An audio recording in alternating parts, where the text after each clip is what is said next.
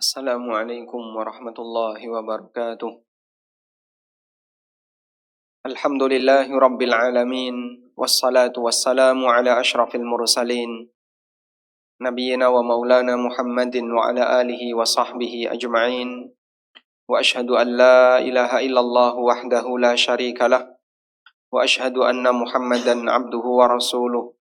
Sallallahu alaihi wa ala alihi wa sahbihi. Wa man tabi'al huda ila yaumiddin. Alhamdulillah, puji syukur kita haturkan kehadirat Allah Subhanahu wa taala. Di kesempatan siang ini kembali kita lanjutkan kajian rutin dengan membaca kitab Bulughul Maram.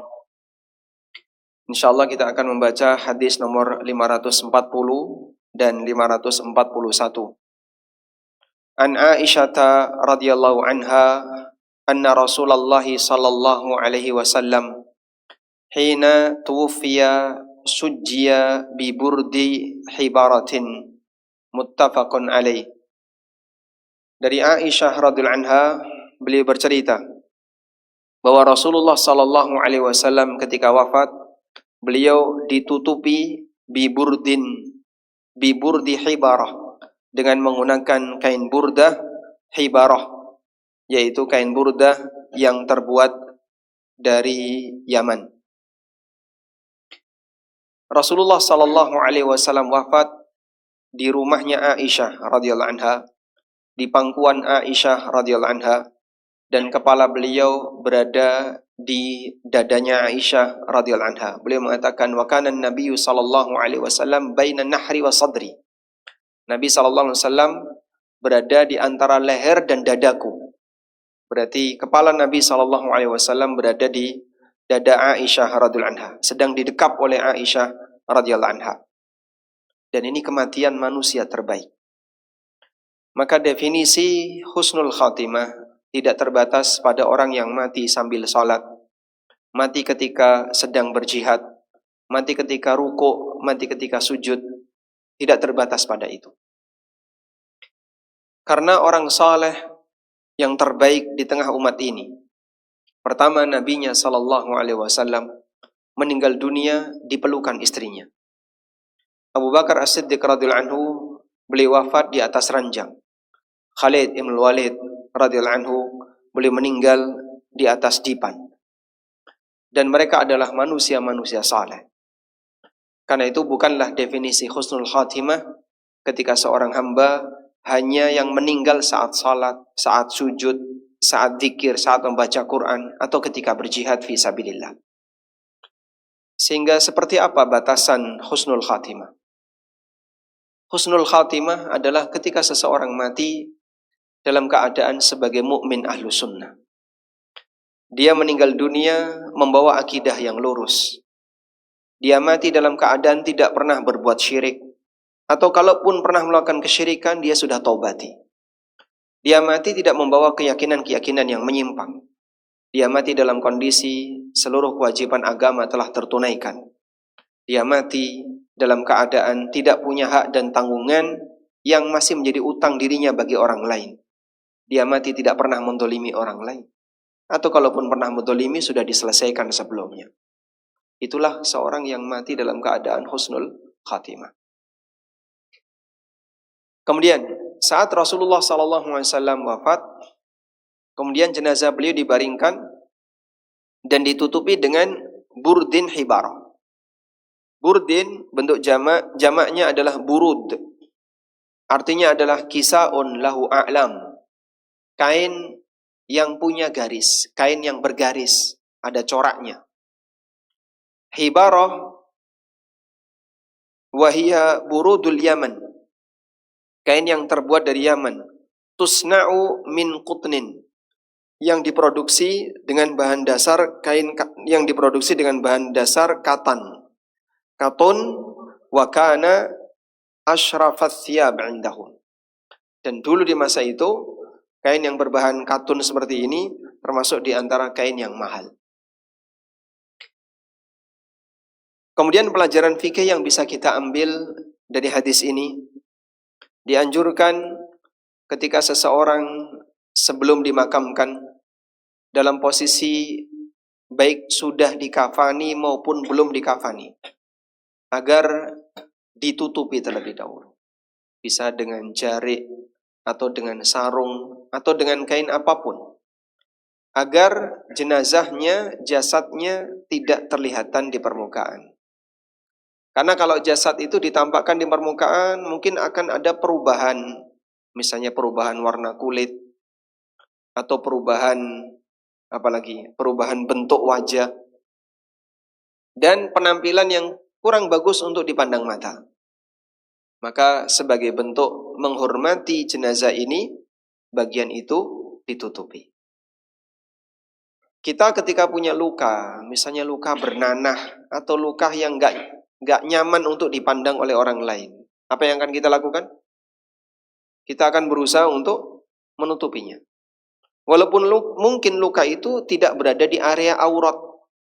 Misalnya bapak-bapak punya luka di betis, bernanah, udun, bahkan udunnya sudah pecah. Sehingga kalau dipandang orang lain menjijikkan. Sebagai orang yang memiliki luka itu, kira-kira apa yang akan kita lakukan? Kita akan menutupinya. Demikian pula ketika orang itu sudah meninggal, Islam mengajarkan tutupi orang itu. Karena itulah memuliakan manusia yang sudah mati adalah dengan cara menguburkannya. Allah Subhanahu wa taala berfirman, "Tsumma amatahu fa'aqbarah." Kemudian Allah mematikan manusia lalu Allah menguburkannya. Siapa yang ngajari manusia menguburkan orang yang mati? Yang ngajari siapa, Pak? Burung gagak. Karena pada saat saudaranya Habil membunuh Habil, ketika dua putra Adam yang satu membunuh saudaranya, dia bingung, nggak tahu gimana cara yang tepat untuk ngurusi saudaranya ini. Akhirnya jasadnya dipikul kemana-mana. Dan ada yang mengatakan ketika dia mikul jasad saudaranya itu, dia keliling selama 1 tahun. Lalu Allah Subhanahu wa taala berfirman, "Faba'atsallahu ghuraban yabhasu fil ardi liyuriyahu kaifa yuwari saw'ata akhi." Kemudian Allah mengutus ghurab, Allah mengutus burung gagak yang berkeliaran di muka bumi untuk menunjukkan kepada orang ini, pembunuh Habil ini, bagaimana caranya untuk menutupi jasad saudaranya. Qala a'ajastu an akuna mithla hadzal ghurab fa uwariya saw'ata akhi. Apakah aku enggak bisa untuk meniru seperti burung gagak ini sehingga aku bisa menguburkan jenazah saudaraku. Fa asbaha minan nadimin. Dan dia menyesali perbuatannya. Akhirnya barulah dia menggali kuburan kemudian memakamkan jenazah korban pembunuhan dia.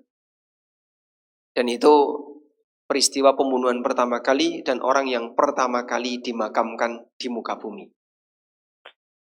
Dari sinilah kita bisa melihat kalau ada kelompok yang lain atau ajaran yang lain yang mereka menyikapi jenazah dengan cara ditaruh di depan rumah. Ada yang didudukkan di atas kursi, ada yang dijadikan mumi, ada yang ditaruh di bawah pohon, bahkan ada yang dibuang di sungai, dan seterusnya. Itu semuanya tidak menghormati manusia.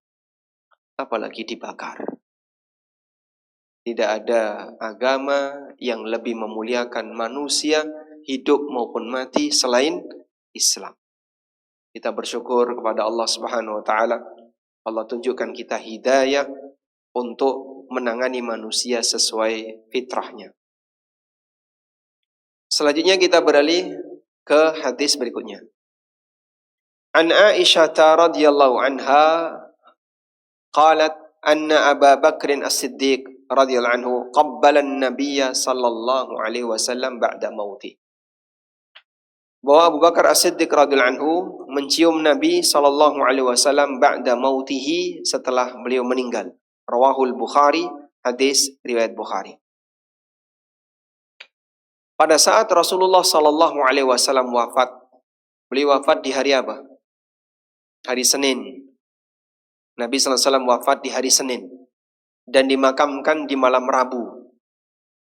Pada saat Nabi sallallahu alaihi wasallam wafat, Abu Bakar sedang tidak ada di Madinah.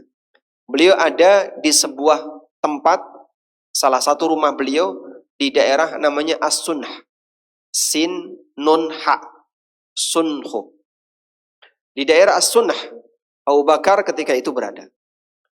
Mendengar berita bahwasanya Rasulullah Sallallahu Alaihi Wasallam meninggal dunia. Maka segera Abu Bakar pulang ke Madinah dengan naik kendaraan.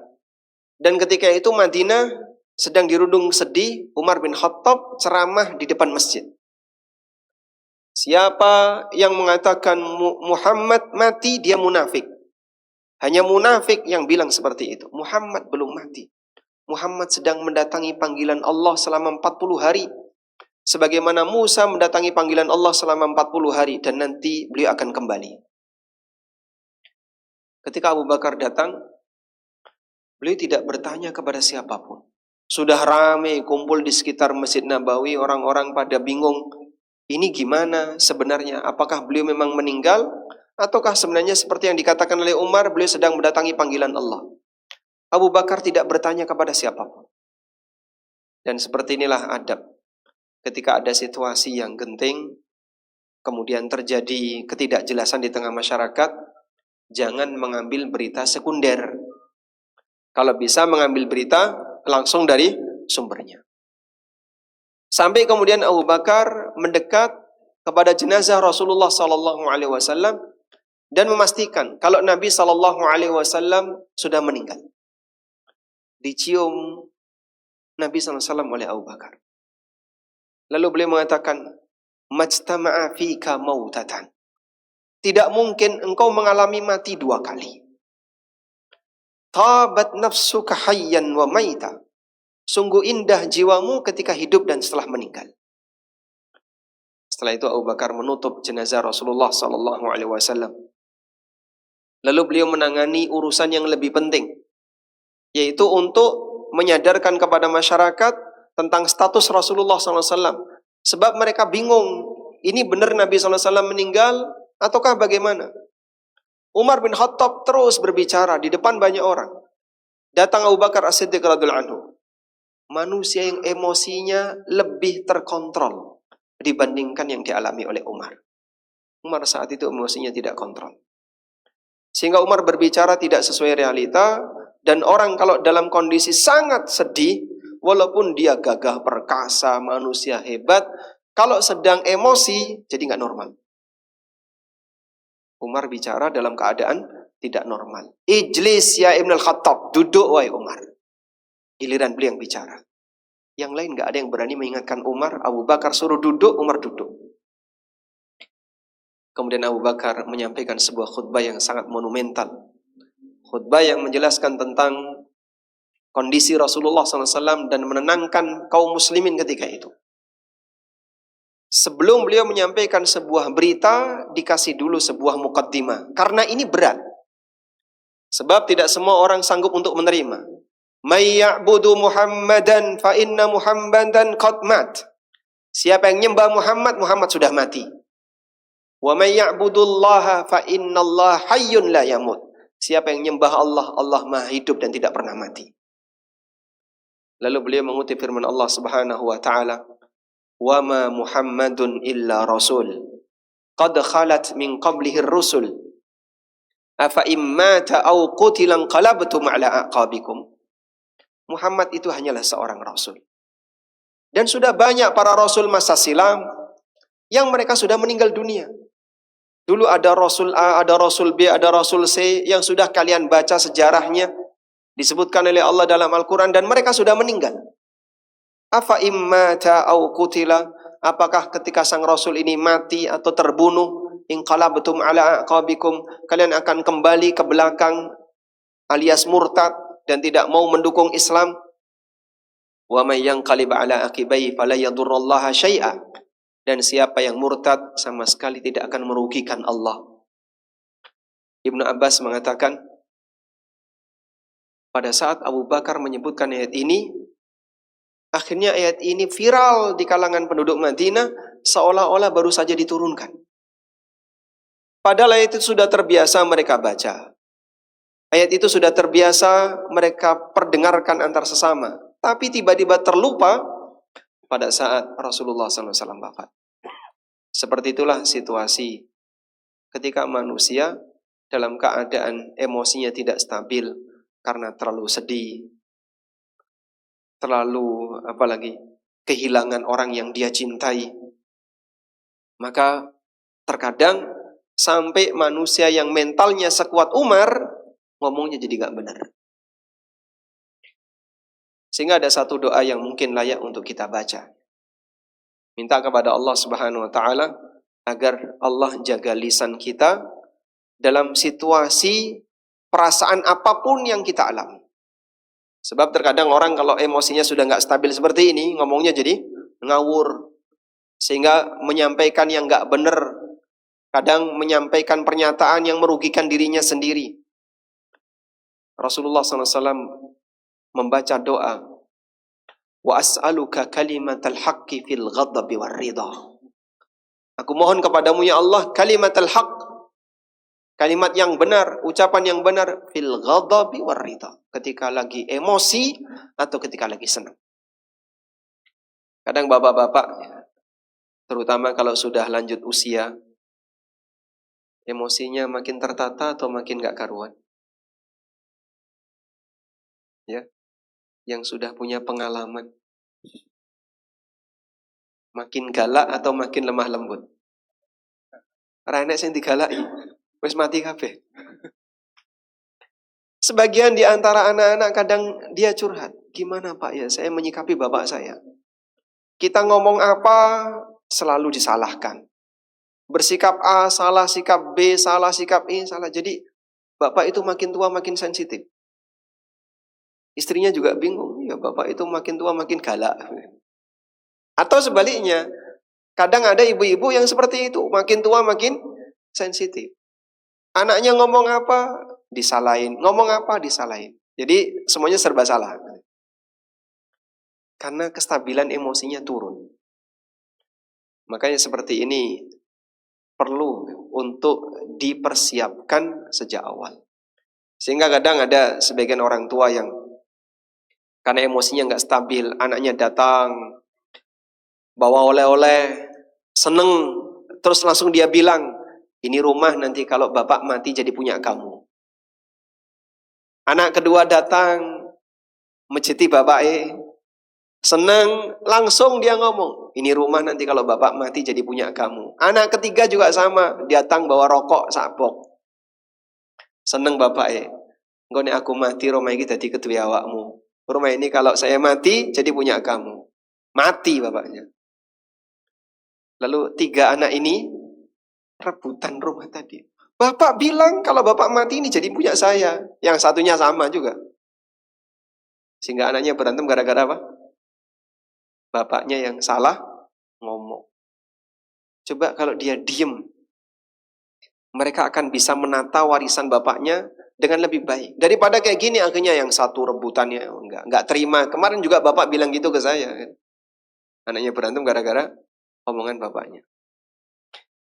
Karena itulah kita perlu menjaga ya, berlatih untuk menjaga emosi. Salah satunya tadi ya. Jadi jangan gampang gumunan, jangan gampang terlalu merespon sesuatu berlebihan. Kemudian kalau emosi ditata yang baik, diam lebih baik daripada bicara. Selanjutnya ada satu pelajaran fikih yang bisa kita ambil dari hadis ini, di mana Abu Bakar As-Siddiq radhiyallahu anhu mencium jenazah Rasulullah sallallahu alaihi wasallam. Dan ini menunjukkan bahwasanya jasad manusia itu tidak najis, baik hidup maupun mati. Loh, tapi Pak, kan haram dimakan. Iya, haram dimakan. Berarti katanya kalau haram dimakan najis. Misalnya ya, kucing haram dimakan. Kalau kucing mati, nyentuh kucing gimana? Najis ya, karena dia haram dimakan. Tapi ini berlaku untuk binatang. Kalau untuk manusia tidak berlaku. Memang manusia haram dimakan. Masa manusia makan manusia? Namun jasad manusia suci. Beda dengan binatang yang haram dimakan. Kucing, tikus, terus apa lagi Pak? Yang haram dimakan. Kemudian anjing, lalu binatang buas, babi, dan seterusnya. Semua binatang yang haram dimakan. Ketika mati, maka fisiknya najis. Jasadnya najis. Kalau bulunya, kemudian tanduknya, kukunya tidak najis. Karena itu bagian luar. Tapi kalau menyentuh kulitnya, termasuk dagingnya, misalnya ada tikus kelindes, kucing kelindes, kesentuh itu gimana? Najis. Karena itu bangkai. Binatang yang tidak najis ketika mati hanya binatang yang halal dimakan. Daging kambing, daging sapi yang mati dengan penyembelihan secara syar'i. Kalau kambing bangkai gimana? Najis. Boleh disamak kulitnya, tapi dagingnya najis. Sehingga ada misalnya kambing mati, ya, keluar ususnya. Kita nyentuh bagian itu najis karena dia basah. Baik. Tapi untuk manusia tidak najis. Maka manusia hidup menyentuh manusia mati, baik muslim maupun kafir, statusnya menyentuh barang suci, sehingga tidak harus mencuci tangan. Maka boleh mencium orang yang sudah mati. Pak, katanya kalau sampai nangis, terus tetesan air mata menyentuh jasad mayit, maka nanti akan jadi siksaan bagi mayit. Kata siapa? Loh, katanya kayak gitu, Pak. Kata siapa? Karena kalau kita nyebut ini jadi siksaan, ini nanti akan menambah hukuman bagi mayit, ini kan butuh dalil. Sebab dia bicara berkaitan dengan perbuatan Allah, hal yang gaib. Kalau kamu punya dalil, silahkan disampaikan. Kalau tidak ada, ya jangan ngomong kayak gitu. Wala taqfu ma laysa laka bihi ilm. Janganlah kamu mengikuti sesuatu yang kau nggak punya ilmunya. Maka berbicara masalah yang gaib, jangan pakai katanya. Katanya kayak gitu, kata siapa? Jangan katanya. Harus ada sumbernya. Boleh nggak Pak nangis ketika seseorang mencium jenazah? Boleh tidak? Rasulullah SAW pernah melakukan seperti itu. Beliau menggendong jenazah putranya, Ibrahim. Ibrahim, putranya Maryah Al-Qibtiyah, meninggal di usia sekitar 1 tahun. Digendong oleh Rasulullah SAW sebagai keturunan laki-laki yang sangat diharapkan oleh Nabi SAW, dan ini yang paling junior di antara keturunan beliau, meninggal. Nabi SAW nangis ketika beliau gendong Ibrahim. Dan beliau mengatakan, wa inna bifiraqika ya Ibrahim lamahzunun. Dan kami wahai Ibrahim ketika berpisah dengan kamu sangat sedih. Ketika Sa'ad bin Ubadah melihat Nabi SAW nangis pada saat menggendong bayi ini, Sa'ad mengatakan, ya Rasulullah tabki, ya Rasulullah Anda nangis. Kemudian Nabi SAW mengatakan, inna hadhihi rahmah. Tangisan ini adalah tangisan kasih sayang. Sehingga beliau nangis sebagai bukti kalau beliau adalah orang yang penyayang, punya kasih sayang kepada anaknya, dan nangis. Dan ini tidak dilarang. Lalu Nabi SAW mengatakan, inna la nu'adzabu bihadza. Kita tidak dihukum, tidak diadab disebabkan karena tangisan. Wa inna ma nu'adzabu bihadza. Tapi kita dihukum dan disiksa karena ini. Beliau berisyarat ke arah lidah. Sehingga nangis tidak masalah. Tapi kalau nangis tapi ngomong yang sambil ngomong ngawur, atau meraung-raung tangisan yang sambil diiringi dengan teriak-teriak, barulah itu tangisan yang berdosa. Karena menunjukkan kalau dia tidak terima dengan wafatnya orang yang mendahului dia. Tidak terima dengan takdir Allah Subhanahu wa taala. Baik. Sehingga tidak masalah ketika ada orang yang kita cintai kemudian mendahului kita, meninggal sebelum kita, dan orang itu menangis. Kata Aisyah, "Tsumma akabba alaihi." Rasulullah sallallahu alaihi wasallam kashafa, kata Aisyah, "Fa kashafa an wajhihi." Abu Bakar menyingkap kain yang digunakan untuk menutupi jenazah Nabi sallallahu alaihi wasallam. Tsumma akabba alaihi. Kemudian Abu Bakar mendekat, merunduk, faqabbalahu, lalu mencium jasad Rasulullah sallallahu alaihi wasallam. Tsumma baka, kemudian beliau menangis. Baik. Selanjutnya, hadis nomor 542. An Abi Hurairah radhiyallahu anhu anin Nabi sallallahu alaihi wasallam qala: Nafsul mu'min mu'allaqatun bidaini hatta yuqda anhu. Rawahu Ahmad wa Tirmidzi wa hasanah. Jiwa seorang mukmin bergantung dengan utangnya hatta yuqda anhu, sampai utang itu dilunasi. Jiwa seorang mukmin baik hidup maupun mati tidak akan pernah tenang ketika dia punya utang. Sampai utang itu dia lunasi. Maka orang ketika dia masih punya utang nggak bakalan bisa hidup nyaman, hidup tenang. Deg-degan ya. Kenapa Pak? Punya utang. Tapi kalau sudah hobi utang kayaknya biasa aja Mas. Itu karena sudah berubah karakternya. Selama orang itu normal, ketika dia punya tumpukan utang, dia tidak akan bisa tenang. Karena itulah utang humumun billail. Utang itu akan membuat orang sedih di waktu malam dan terhina di waktu siang. Saat siang hari ketemu orang, dia menghindar. Ketika malam hari jadi pikiran. Itulah utang. Karena itu, dalam hadis ini memberikan kita motivasi agar yang punya utang untuk segera melunasi. Tapi Pak, Rasulullah SAW wafat punya utang. Iya, memang beliau meninggal punya utang. Tapi, ada tapinya ya. Utang beliau itu ada jaminannya. Dan jaminan yang diberikan Nabi SAW nilainya lebih mahal daripada nilai utangnya. Apa jaminannya? Baju besi. Baju besi mahal harganya. Baju perang. Karena Rasulullah SAW, beliau harus mencukupi kebutuhan keluarganya. Maka beliau beli gandum. Lalu karena beliau tidak punya alat untuk bayar, beliau gadekan baju besi. Dan baju besi ini bukan alat bayar, tapi jaminan. Makanya di zaman Abu Bakar As-Siddiq radhiyallahu anhu, jaminan ini ditebus oleh beliau. Beliau bayari utang Rasulullah SAW.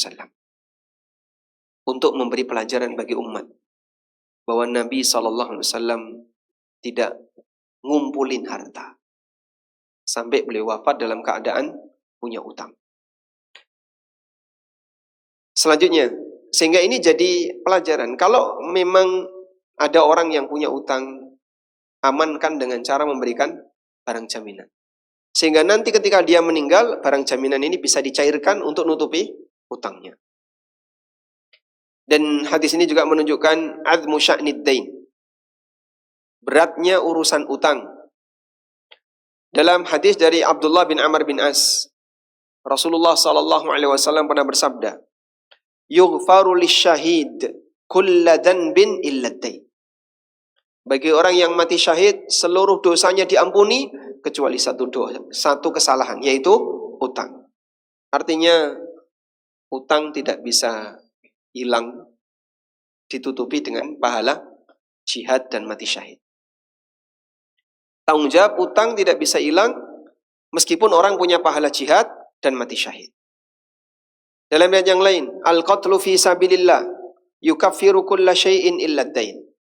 Berperang di jalan Allah bisa menjadi kafarah untuk semua dosa kecuali utang. Hadis ini sahih, diriwayatkan oleh Muslim. Dari Abu Hurairah radhiyallahu anhu, bahwasanya Rasulullah SAW pernah didatangkan kepada beliau seorang jenazah yang dia punya utang. Fasa'ala, kemudian Nabi SAW bertanya, hal taraka lidainihi min qada? Apakah dia punya harta untuk melunasi utangnya? Fa in hudditha annahu taraka wafa'an shalla alaihi. Kalau beliau diberitahu bahwasanya orang ini masih punya harta simpanan yang bisa digunakan untuk nutupi utangnya, Nabi SAW bersedia untuk nyolati jenazah ini. Wa illa, jika tidak, qala, Nabi SAW bersabda, sallu ala sahibikum. Silahkan kalian saja yang nyolati teman kalian. Falamma fatahallahu alaihi al-futuh. Ketika Allah banyak memberikan kemenangan bagi Nabi SAW, Khaybar ditaklukkan, daerah-daerah yang lain ditaklukkan, sehingga beliau punya banyak ghanimah, maka Rasulullah SAW memberikan pengumuman, ana aula bil mu'minina min anfusihim. Aku yang paling berhak untuk ngurusi kaum mukminin dibandingkan mereka sendiri. Faman tufiya wa alaihi dainun. Siapa yang mati punya utang, fa alayya qada'uhu. Aku yang akan melunasi. Masya Allah. Siapa yang mati punya utang, presiden yang melunasi. Itu hanya ada di zaman Rasulullah Sallallahu Alaihi Wasallam. Kalau di negeri Wakanda ada nggak Pak kayak gini Pak? Mungkin di negeri Konoha ada ya. Tapi di zaman Nabi Sallallahu Alaihi Wasallam seperti ini pernah terjadi. Sehingga saat negara kaya, maka negara membebaskan bagi siapapun yang mati punya utang, nanti utangnya diurusi negara.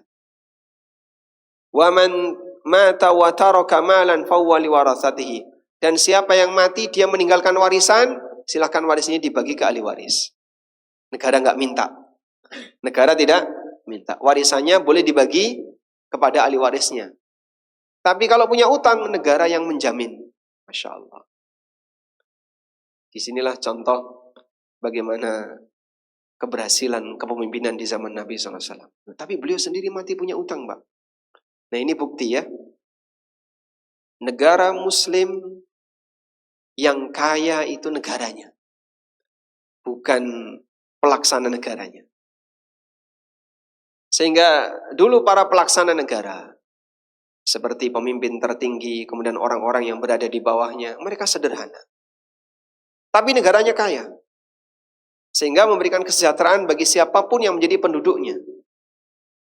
Maka kekayaan negara tidak digunakan untuk memperkaya para pejabatnya.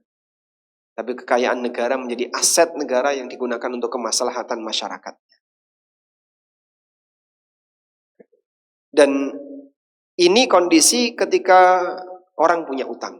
Nah, yang menjadi renungan kita adalah, kalau seperti ini keadaan utang, di mana tidak bisa hilang dengan amalan berupa mati syahid, Anda bisa bayangin untuk orang yang mengambil harta orang lain tanpa alasan yang dibenarkan. Orang yang mengambil harta orang lain tanpa alasan yang dibenarkan. Harta hasil korupsi, harta hasil memalak orang lain, harta hasil memeras orang lain, dan seterusnya. Jangan pernah bermimpi akan dengan mudah tertutup dengan salat atau puasa, haji atau umroh. Karena masih banyak orang yang punya pikiran seperti itu ya.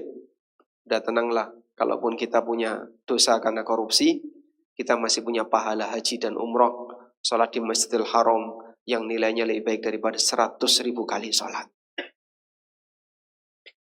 Dia berharap untuk mendapatkan kasih sayang Allah dan ampunan, tapi di saat yang sama dia bersemangat untuk melakukan maksiat.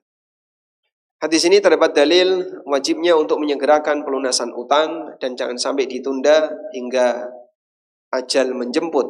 Dan ini termasuk di antara sesuatu yang sangat berbahaya. Kata kuncinya adalah, kalaupun punya utang, miliki niat yang serius untuk segera melunasi. Dalam hadis yang diriwayatkan oleh Bukhari, Rasulullah SAW bersabda, Man akhadha amwalan nas yuridu ada'aha addallahu lahu. Barang siapa yang membawa harta orang lain dan dia punya keinginan kuat untuk mengembalikannya, maka Allah Subhanahu wa taala akan membantunya untuk melunasinya. Wa man akhadaha yuridu itlafaha. Tapi siapa yang mengambil harta orang lain dan ada keinginan untuk menghilangkannya, gak apa-apa rasa balikno, wong wis sugih kok. Ada orang yang kepikiran kayak gitu ya. Dia utang kepada si A dan ada keinginan untuk tidak mengembalikan dengan alasan si A kan udah kaya. Atlafallahu lahu atlafahullah, maka Allah Subhanahu wa taala akan membinasakan hartanya. Banyak orang yang ketika utang pinjol nggak berniat mengembalikan. Itu hati-hati. Bisa jadi malah digulung sama utang. Sehingga yang ini belum lunas, pinjol lagi belum lunas. Karena dia sempat melakukan pelanggaran berkaitan dengan urusan batin, ada keinginan untuk tidak bayar. Kalau ada keinginan seperti itu, bahaya. Bisa jadi nanti Allah akan perbesar utangnya dan Allah binasakan hartanya. Dan terbukti, utangnya banyak, wujudnya iki lho apa? Kamu utangnya banyak ratusan juta, wujudnya apa sih yang kamu dapatkan? Rumah ndak ada, kendaraan ndak ada, apa? Habis. Utangnya banyak tapi ndak ada wujud real yang dia nikmati. Entah mungkin dia terlalu boros dan yang lain. Wallahu a'lam wa sallallahu ala nabiyyina Muhammadin wa ala alihi wa sahbihi wasallam. Ada yang mau disampaikan? Ya, silakan. Waalaikumsalam warahmatullahi wabarakatuh.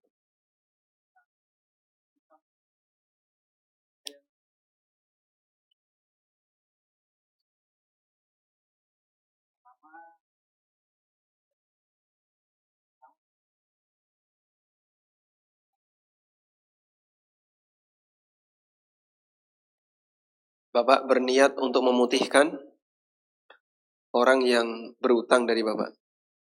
Cuman niat saja.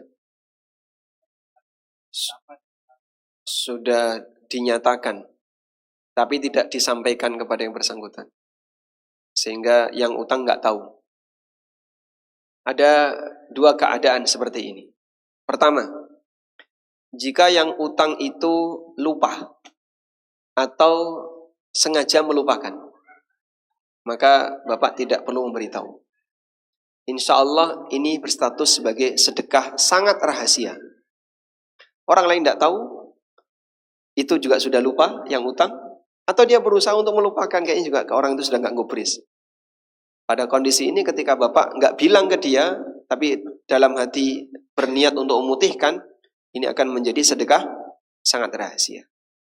Yang kedua, jika dia masih kepikiran, sehingga kadang minta maaf, terus nyebut, mohon maaf Pak ya, utangnya belum bisa saya lunasi, saya belum punya dana untuk melunasi utang, dan seterusnya, maka jangan didiamkan, sebaiknya Bapak info, sampaikan utangmu sudah lunas, agar dia tidak kepikiran. Sehingga begitu kita sampaikan, udahlah nggak usah kau pikirkan utangmu, saya anggap utangmu sudah lunas, plong dia, selesai. Dan ini akan bernilai sebagai sedekah. Wallahu a'lam. Waalaikumsalam.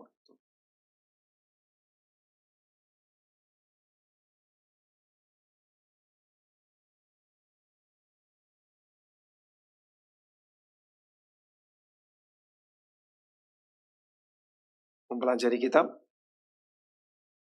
Al-Usul Tsalatsa.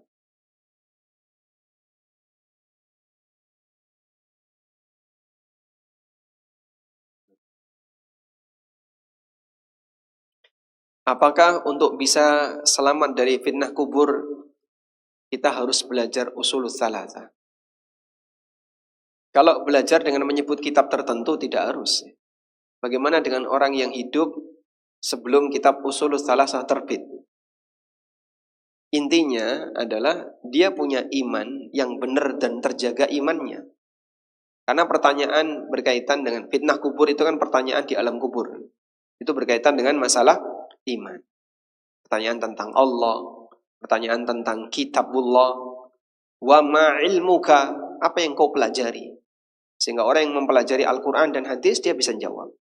Pertanyaan tentang manusia yang diutus kepada umat manusia yang lain, manusia yang diutus kepada masyarakat. Pertanyaan tentang agama. Sehingga kalau orang punya iman dan belajar iman yang benar, insya Allah dia bisa menjawab. Wallahu a'lam. Apakah Nabi SAW mendapatkan fitnah kubur? Beliau lebih tinggi derajatnya daripada syuhada. Kalau syuhada saja terbebas dari fitnah kubur, apalagi al-anbiya. Nah, sallallahu ala nabiyyina Muhammadin wa ala alihi wa sahbihi wasallam. Wa akhiru da'wana anil hamdulillahi rabbil alamin. Wassalamualaikum warahmatullahi wabarakatuh.